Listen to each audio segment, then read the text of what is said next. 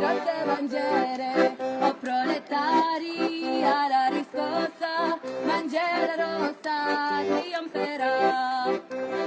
Bandiera rossa deve trionfar, bandiera rossa deve trionfar, bandiera rossa deve trionfar, e viva il comunismo e la libertà, avanti il popolo alla riscossa, bandiera rossa, bandiera rossa. Okay, comrades, I'd like to welcome you all to this meeting organised by the Workers' International Network. We're happy to see comrades present from Britain, the USA, France, Sweden, Denmark, South Africa, Sri Lanka, Ireland, and maybe more countries too, all prominent activists in the labour movement. Internationalism has never been more essential than it is at this time. We're meeting at a crucial turning point in world history. So 1,000 people have died worldwide, and the total could reach millions. In Britain alone, the modest projection is for over 80,000 deaths. But this pandemic is just the start of the convulsions that will grip the planet. A prolonged economic slump like that of the 1930s, or even worse, like across at least 35 countries, spread across 4 continents, with tens of thousands on the streets, braving tear gas and bullets, and bringing governments crashing to their downfall. The plague and the lockdown have temporarily cut across this process, and there has been a sudden pause in the struggle. But these experiences have stripped bare the hopeless incapacity of capitalism to meet human needs or sustain human civilization and even the very survival of the species. So we can be sure of intensified turmoil and social unrest for years to come. We invite comrades who are not already subscribers to read our journal, On the Brink, and visit our website, which is www.onthebrink.online. We will be holding more Zoom periodically, and we'll keep you all informed by email. We're proud to introduce today the Marxist economist, Michael Roberts, who writes the outstanding blog, www.thenextrecession.wordcom. He will explain the economic consequences of the pandemic. We've already circulated 15 questions to Michael, and of course, you're welcome to raise in the course of the discussion. So, thank you.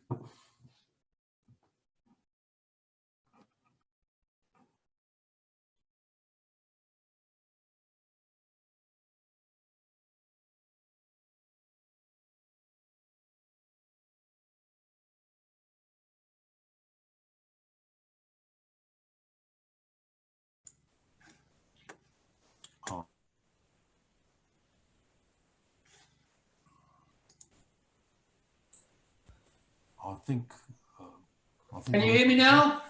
Yes. Yep. Here is Michael Roberts, bunkered down in the south of England, along with apparently 2.7 billion people under a lockdown across the world in some form or other at the moment. What I want to do in the next 30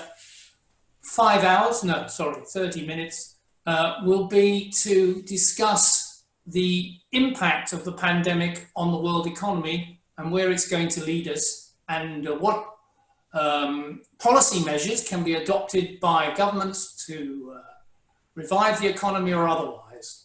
But before I do that, I do want to just take a few minutes to discuss the virus itself, because on my blog and across Twitter and Facebook, I'm sure you're aware, there is a massive discussion about the risks of this virus, and there's quite a lot of what I might call virus skeptics out there who want to argue that basically this is a panic about nothing, a lockdown that was unnecessary, and that really the virus, first of all, is no worse than flu, and if we just let it go through the community in various countries, it will eventually reach a level of immunity, and deaths will be no higher than they would have been if we'd had a flu epidemic, which we get every winter. I mean, we can debate the science on this, but I don't want to spend too much time. I'm just going to give you my conclusions. People may disagree, particularly if there's any virus skeptics out there. First of all, as far as I can see, it is not like the flu. This coronavirus COVID-19 has an infection rate which is about 3 times higher than flu. It infects up to 3 people for every infection if it's not contained or the transmission is not suppressed. Secondly, on the very latest data that we can see, the mortality rate or the fatality rate is something like 0.6 of a total population to 1%, somewhere in between that, depending on the composition of the population that has been tested and analysed. The flu epidemic is about 0.1% in fatality rate. So even at the most conservative measure, we're talking about a virus which kills 6 times more people than influenza if there is no containment, no control. And of course, the other factor above all in the case of this virus is that there's no vaccine, unlike influenzas, where we have a vaccine which is relatively effective. 50 to 60% of old people and others who take it every winter can avoid getting the flu as a result, although still half the population is at risk with the various flu mutations. So that's the first thing. Secondly, do we really want to just go for herd immunity? That is, we now know that it mainly affects 80% of old people, that is people my age and above, or people who've got sick and existing medical conditions. They are the most vulnerable to die. 80% of the deaths have been concentrated in this cohort, and therefore we should conclude that all the young people can go out, get infected, while we quarantine all the old people like me, lock me up, and give me social care and all the other support that I require if I'm on my own and all the rest of it, or not well. And eventually we'll get herd immunity, which is about 65% of the population, and then the virus will disappear, and we will be able to resume without a lockdown, without a collapse in an economy on this basis. Well, 2 things to say about that. No study has shown that it's possible to get to herd immunity very quickly or before we get a vaccine maybe next year. So going just for herd immunity and opening the doors and is really not going to solve the issue of this virus immediately anyway. Secondly, there is no country or government in the world who has yet been able to show how it could quarantine over 70s and sick people and look after them while the rest can carry on with their work. There just isn't the health and social care systems available in any country to achieve that. And the only way you can checking whether you've got to herd immunity is whether you're mass testing, contact and tracing, and the facilities in nearly every country in the world are way inadequate to achieve that. So the policy of herd immunity is not possible. There is even more the callous possibility of saying, well, it doesn't matter. Let the old people die. Let the sick people die. They're unproductive. They're unimportant to a capitalist economy. They don't produce any value worth having. In fact, they're a cost to the rest of us. So let them sweep away. Of course, that's not possible for governments to say, although I have to tell you, in various financial circles, that is a view that is quite prevalent, that really, if we could get away with not having to do anything about it, then we would. That is why there's a continual pressure, of course, to return to exit strategies, as they're called, and to end these lockdowns. But could we have avoided the lockdowns? Yes, we could have avoided the lockdowns if we had proper social isolation and quarantining of the old, which I say was not possible.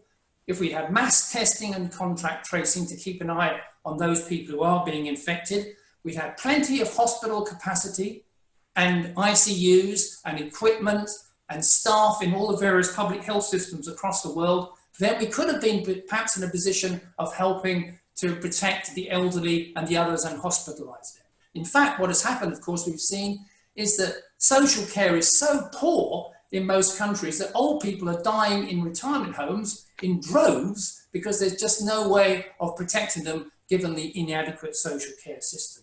So that solution, which was made possible perhaps in the case of South Korea, perhaps Japan, perhaps New Zealand, is not possible for the vast majority of other countries who have just failed to be in that position. And even in the case of South Korea, New Zealand or Japan, they've had to introduce a fairly significant socialization and suppression techniques to try and get cases down. So a lockdown has been forced upon all these governments and on us because of the inadequacy of health systems and the lack of preparation for these pandemics that were going to happen. The degree of lockdown varies, and the Swedish argue that they could have a light lockdown where there isn't, people can still go to work, shops are still open, but all people stay at home and there are no mass events and people keep 6 feet apart from each other. We shall see whether the Swedish light lockdown works. All I can say is the virus skeptics say it's working brilliantly and Sweden has no cases. I look at the figures every day and I can tell you Sweden's cases are going up and their deaths are going up and the rate of deaths are going up. It's going to come up and match all those other countries that have major lockdowns by the time we get into the latter part of this summer.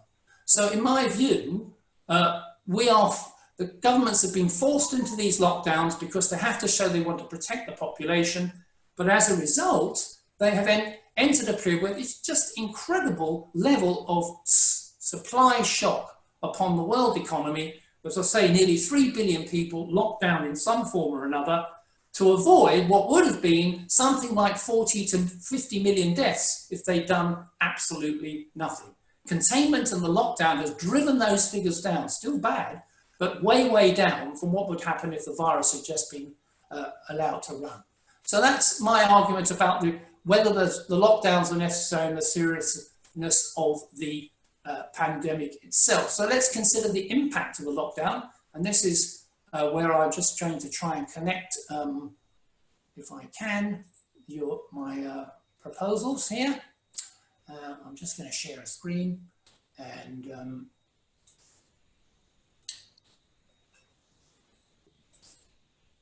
you should be able to see that, I hope.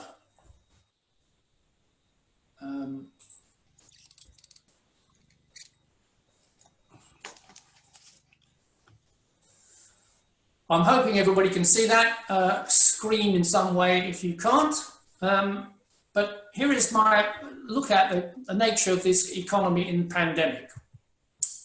We've just come now to the end of the longest economic expansion in over 100 years in the US and the major economies.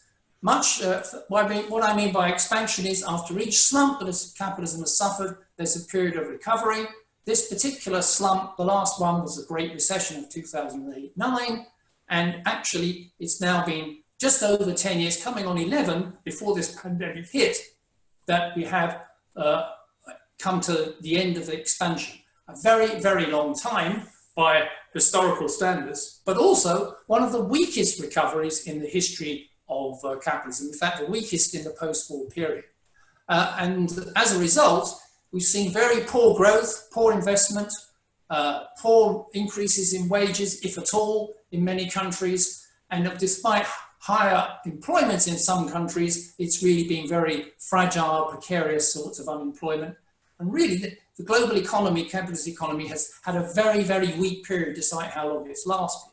But just as we get to the pandemic, it was already beginning to slow down. The blue and red lines demonstrate the slowdowns taking place in the two major sectors of the world economy before the pandemic came. And then we get the lockdowns and the closure of up to 1/3 to 40% of industry and even more in services across the board, leading to a collapse, a global economy going over the cliff.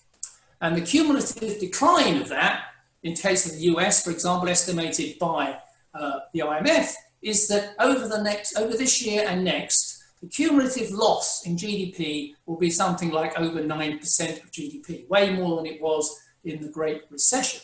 That's a cumulative decline. That means that 9% will never be recovered. It's lost. It's gone. Even if you go back to growth of 2% or 3% in the major economies and elsewhere, the period of decline, like a hole in the ground is not going to be filled. You just have to come out the other side and carry on. That's a loss of income, employment, and opportunities for people over 2 years and maybe longer in just that period. That's just over the next 2 years. And we've already seen a dramatic collapse also in trade and commodity prices, which is affecting not just the major economies, but in particular is affecting the so-called emerging markets, the so-called developing economies, which depend a great deal on trade, particularly trade in commodities like energy, agricultural products, industrial metals, all sorts of staples used by the more industrialized and more richer service economies for growing. And the prices of these things have collapsed because the lockdowns there, trade has collapsed. It was already slowing down, and this has now demonstrated how severely. And we see, for example, the oil price is in particular have imploded to levels, well, just briefly last couple of weeks, it actually went to zero on the prospects of buying for the next period of a month. And the price on the whole is averaging something like 60 or 70% below where it was before the pandemic began. And that's really going to hit energy companies, fossil fuel companies, and we'll come to that later. And of course, and the reason is obvious, apart from the fact that the lockdown is there, it means that there's nobody moving around, transport is not taking place on the whole apart from deliveries, industries are not using energy, they're the biggest user of energy and the biggest carbon emitter, they're not using it, airlines are not using any of the airline fuel and so on, so the oil price is collapsing because there's just no demand. And if we look at this measure by the IMF, it reckons that emerging markets, for the first time ever that been recorded, will actually have negative growth in 2020. Now, what do we mean by emerging markets? We mean all those economies that are not part of the G7, some of them in the G20, not the non-imperialist countries, the countries in particular like, for example, China, India, Brazil, South Africa, Argentina, Turkey, Indonesia. These countries usually grow at anything between 3 and 5%. In the case of China, more like 6 to 10%. Now, including China, the IMF is estimating that all these economies will have negative growth this year, but it's never had. This is going to be cataclysmic for the impact upon incomes and employment in all these countries. In the case of Europe, for example, the Eurostat and financial organizations looked at the collapse in production, which they expect in the euro area GDP during 2020, dropping by as much as 17% by the end of the year, and then the recovery appearing to be steep, but then not really getting through very fast after next year. And in fact, we will, according to this estimate, the euro area GDP will not return to the previous level of GDP in real terms until well into 2024. This is a deep, long recession, you might call depression, for Europe ahead. And in fact, that's one of my arguments in the book I wrote in 2016, The Long Depression, in which I argued that end of the Great Recession was not going to lead to a V-shaped recovery, a fast recovery for capitalism to grow at faster rates, having cleansed itself in the Great Recession, that for various reasons, which we have time to discuss, it was not able to return to that sort of growth that even seen before 2007. If you look at the right-hand top corner of this particular schematic diagram from the book, you can see that a depression takes the form of a drop away, but not a V-shaped recovery, but a very sort of square root type recovery where it stays below trend for a very, very long time, which is basically what the previous graph was showing from the Mora and Eurostat. And we've had such depressionary environments like that back in the 19th century, in the Great Depression, and in my view, since 2007 now. So this pandemic is going to, what we should discuss in a moment, going to offer a new leg, perhaps, in that depression. If we see what happened between 1947 and 2007, it's really staggering how clear the long depression is, that the trend growth rate for major economies in per capita terms of GDP on that trend line, all the way up and down with little ups and downs depending on booms and slumps, but from 2007 and the Great Recession, it has made no return to the previous trend whatsoever. There's a gap widening. That gap between the dotted line and the line of actual growth is lost output, employment and income that otherwise should have been there without this depression, gone forever, not able to provide the resources that the productive forces that supposedly capitalism can.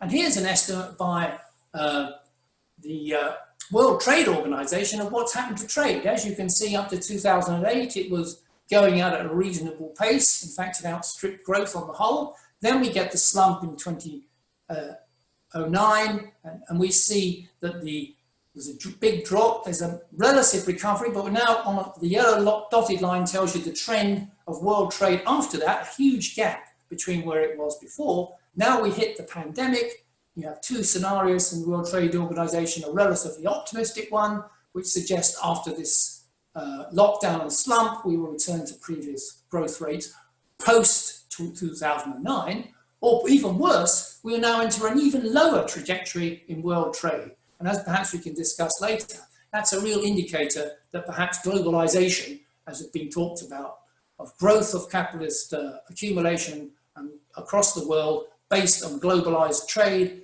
and movement of capital is really in a much more difficult and threatened position from here. That brings me to the question of what governments can do about it. Can governments do anything about this? Well, there are two main policies that governments have. That is to pump in as much credit, money if you like, in order to provide support for business in particular, but even for households in this particular crisis, so that there is sufficient funding while the pandemic lasts and the lockdown continues, so that eventually when that's over, they'll be able to, companies, businesses will be able to come out and resume growth at perhaps the same level of employment, make the same levels of investment, and not be left with an impossible task of restoring their corporate health. So but to do that through money and credit policy, means that the central banks have got to start pumping in huge amounts of money. Here is the measurement of the Federal Reserve in the US purchases of treasuries. This is the way that you can give money to the government. The Federal Reserve buys all up the government's bonds in order to pump money into the government so that the government can then spend it on all the plans it's got either to help businesses or households. And you can see it's a massively larger figure on a weekly basis than even was the case in previous what's called quantitative easing injections of credit than we have. But this is, to use the current word that is now so popular in this subject, unprecedented. And we have unprecedented injections of credit by the Fed and other central banks. And then there is the government side, that funding, purchases of bonds from the banks, puts money into the banks, but also the US Congress and other governments can put money, can just borrow money themselves, issue even more treasury, or as I will discuss in a minute, perhaps just get central bank money in order to start spending to keep the economy from collapsing down a hole. So we have various funds being authorized by Congress, more each day, again, unprecedented levels of trillions of dollars now in order to either give households cash in their pocket to get through, businesses grants to get through, loans to airlines and other big companies closed down, and also to keep the banks from collapsing as well. So there's a massive injection from the fiscal level, as it's called, from government to try and keep the economies going. This is the biggest spend in history. Here is my own particular estimate of fiscal packages as a percentage of GDP as of a couple of weeks ago from various governments across the world. So we can see something like anything between 11% of GDP down to 1%, but the average works out at around about 4 to 5% of GDP. Injection of funds directly, various packages of government spending by governments across the world. In the Great Recession, the government spending packages eventually accumulated to 2% of world GDP at that time. So we're talking about an average fiscal package now across the world, which is twice as large as it was in the Great Recession in order to combat this lockdown and the collapse in the world economy. So that's an indication of how much effort, to the limit, that capitalist governments are going with their two wings of, two arrows, if you like, of policy weapons, money and fiscal, in order to try and keep the capitalist economy afloat. Meanwhile, the virus, of course, is killing capitalism with the lockdown. But I don't think this is going to turn when the pandemic is over and the lockdowns are over. I don't think this injection of funds may hold people's incomes just about at home, may just keep enough businesses ticking over, but it's not going to be enough to cause a big increase in growth and investment and employment after the pandemic is over. I think it's just not enough, and I'll explain why. First of all, the profitability of the private sector, the capitalist sector, which really matters in capitalist economies, is at very low levels. Here is a measure of the G7 internal rate of return on capital. The source for this is the Penn World Tables of 9.1, where they had this new series, the internal rate of return on capital. Saves a lot of time working out profitability on your own, but it's still not exactly the same as the Marxist definition, but it certainly is a good proxy. And you can see that we're at quite low levels in the G7 for profitability in this depressionary period. So that means that investment stays low, productivity stays low, and therefore the ability to improve wages for workers also is weak. The productive forces are not being developed because profitability under capitalism remains very low. And if we look at the mass of profit, not the profit rate, the total profits in the corporate sectors of the 6 major economies, my own particular calculation, we can see that the growth in the corporate profits before the virus came was already close to zero. And of course, is obviously going to be negative as we go through 2020. It was heading into the zero land, and so that all the big corporate companies were, apart from the very top elite that we know about, the ones that were always in the papers, Amazon, Netflix, Google, Microsoft, etc., Apple, all these companies obviously are making big profits, but the vast swathe of capitalist companies are not doing so. In fact, they're only way surviving by increasing the amount of debt that they've got in order to keep business moving forward. So we see the big increase in corporate debt in the non-financial sector across the world. These are IMF figures, and we'll see that we're round about non-corporate debt, financial corporate debt is now close over 90% of GDP in mature markets and emerging markets. That is a record high, which means that there's a tremendous weight of debt on companies if they come out of this pandemic. Low profitability, profits poor, profits have been destroyed, how will they get back up again? And yet they've still got a lot of debt, which is not being written off. All that's happened is that they can take more debt or they can get grants to get them through the lockdown, but their legacy debt remains there and it has to be paid. The reason they've been able to service it up to now, of course, is because interest rates are so incredibly low that the service costs on this debt is relatively low, enables many, many companies to survive. But if there is any shift in the interest rates over the next 3 or 4 years, it's always a big risk, and then loads of companies, which we call zombie companies, that just survive on, just service their debt and keep going, could go to the wall, and that would have, the estimate in Europe and the US is that's between 10 and 20% of companies could be in a position where we would see a whole series of bankruptcies. In my view, lots of companies who've gone into this lockdown and pandemic are not going to come out of it at the other side. They are going to disappear as a result of the pressures of debt, profitability, and the inability to survive because they were on the edge anyway.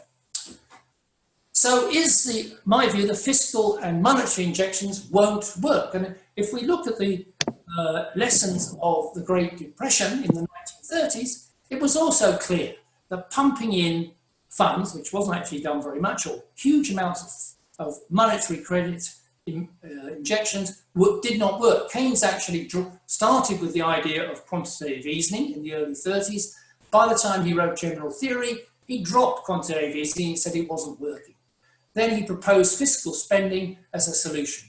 But as he says in this quote, it seems politically impossible for a democracy to organise the expenditure on a scale necessary to bring about a recovery in the economy, except in war conditions. In other words, where governments can intervene and and control the investment and employment and production activities of the capitalist sector.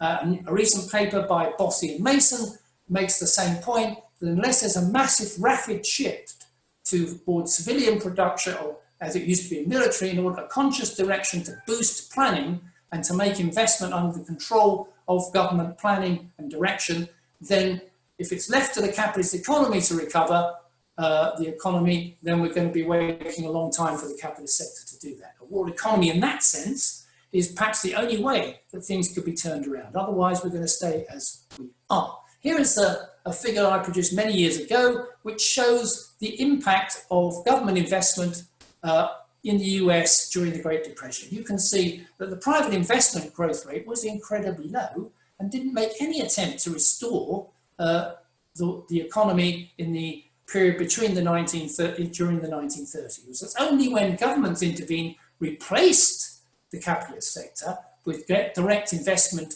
and government control in the war, which was a war economy, in order to achieve a big task.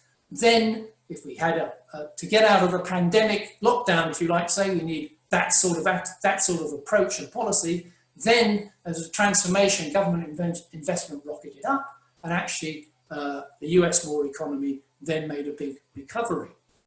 So I'd like to, because I see a number of the questions that were sent to me in advance, so I'd just like to do a very quick analysis of the difference between Keynesian policies and what I consider are the policies that should be socialist. It's a bit small writing, but I hope you can read it. Keynesian policies are to run budget deficits and raise government spending to boost demand, not profitability, because that's not in Keynes's mind. Hand cash grants and loans to households to spend, businesses to invest. The first part to households is what we see in this particular Keynesian spending spree, which hasn't been done before. Start public works programs to achieve full employment. You know, the old thing that Keynes said, as long as there's people out digging holes and filling them up again, that creates demand and can produce employment. Government should do that. Coordinate all these measures through the IMF, the World Bank and the UN to make sure there's an international coordination using the international agencies to do that. Well, that's it. That's the Keynesian plan. I could just say that we've covered some of those points about whether they would work, but the coordination internationally is just not going to happen. The IMF can't raise any more funds out of the US and Europe to spread around. The World Bank is the same. The IMF and the World Bank have done nothing about cancelling the debt of emerging economies. We're so seriously in difficulty now and will probably default across the board unless something's done. There is no coordination taking place on an international level of any form in order to expand the opportunities to boost investment and get public works and programs going. Marx's view is, yes, we should hand cash investments out, but we should bypass the banks. It should go directly to households and social benefits to the unemployed, disabled, and we should take over the big banks and major multinationals, essential to planning so that we can really organise recovery in this both in the pandemic and afterwards. So things like delivery companies. Amazon is making $10,000 a second, and this company is totally private in the hands of a few shareholders. Bezos is making billions every week as a result of the expansion of Amazon and so on. Social media, broadband, leisure, airlines, railroad companies. What more is necessary for socialization of these sectors of the economy so that we can direct the resources and organize those resources in the most effective way possible and get the value out of those companies to use to help everybody else. Yes, we need directly employed publicly invested programs for climate change, the environment, and so on. And we need investment in pharmaceuticals and medicine and the health system to ensure that this pandemic is not repeated, or the results of it are not repeated, because we're going to get more of these pathogens coming through. So that's why we need free universal public services like health and education, and start to spread to other sectors where we have free at the point of use in order to meet. So you might want universal basic income for the period of the lockdown, but what you want is universal basic services for the period of the recovery and the growth of the economy. And as I say, we need to cancel the debts for the developing economies and have an internationally coordinated plan to deal with global warming, the fossil fuel companies, the agro companies, and the reorganization of a world economy that's not destroying nature and delivering these pathogens back to us, but is organized in harmony with nature and also with the needs of the people themselves. Finally, Chair, I just want to talk about one of the other questions raised.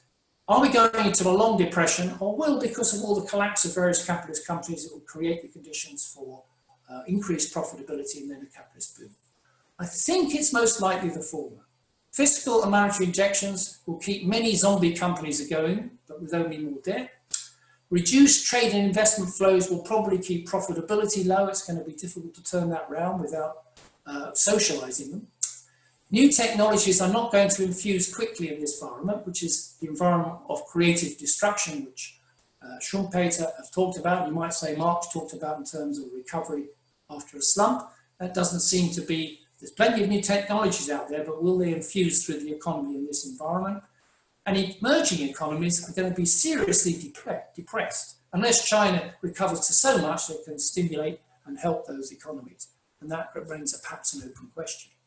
So those are my points. I've probably missed a lot of the questions that people have asked for, but I hope it's helped to start the discussion. Michael, thank you very much for your very, very knowledgeable take on the COVID-19 crisis. All right, I'm going to call people in now, and I have written down, I'll start with Trish. No, sorry, iPad 5. Did you have your hand up? Because it's indicated on my list. I don't know who iPad 5 is, but if you'd like to start speaking, even if it's to say, no, I don't want to come in. All right. Trish, would you like to come in? Yeah, I feel a little, I didn't realise I'd be first. It's a bit scary because I don't really understand economics very well, Michael, but that was fantastic. Thank you. What I will say, or ask, not say, I just want to ask, why is it that we have to measure success as a species by growth? Is there not a way that we can measure success by how we share resources rather than growing? I don't understand the kind of GDP need, the growth. I feel like it's like we're spreading rather than trying to reduce all of our expenditure and use of resources. I know that might sound really stupid. I had it on mute. Huh? I had it on mute. Michael, do you want to answer individual questions or take a group?